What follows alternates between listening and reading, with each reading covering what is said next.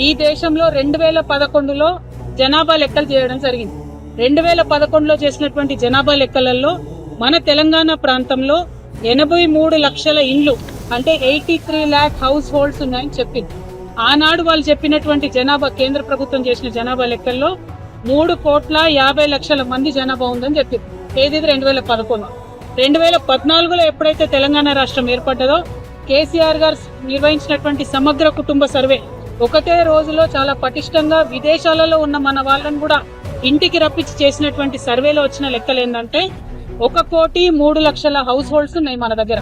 1,03,00,000 house holds, 3,68,00,000 జనాభా అని ఆనాడు మనం అనుకున్నాం.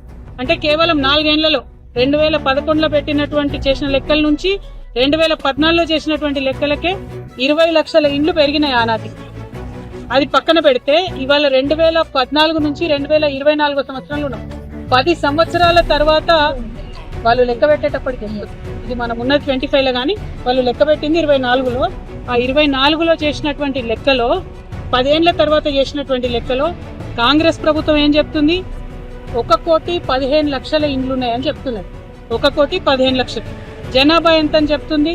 3,70,00,000 అని చెప్తుంది. మనకు 11 నుంచి 14 వరకు చేసినటువంటి లెక్కలలోనే సంవత్సరానికి 6 లక్షల కుటుంబాలు పెరుగుకుంటూ పోయినాయి. ఆ లెక్కన చూసుకుంటే ఈ 10 ఏళ్లలో ఎన్ని ఇండ్లు పెరగాలి? కనీసం 60 లక్షల కుటుంబాలు పెరగాలి.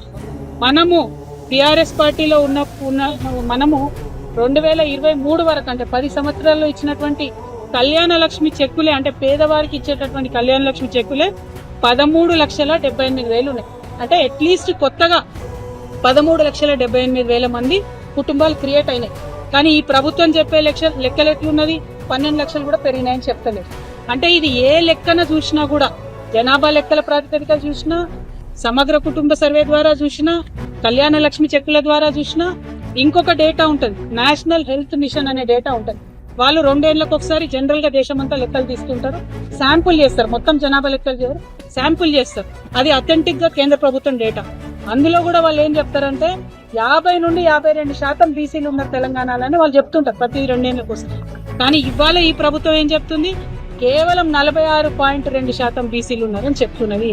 మరి కరెక్టా అన్నటువంటి విషయం ఒక్కసారి రేవంత్ రెడ్డి గారు గుండె మీద చేసుకొని ఆలోచన చేయాలి.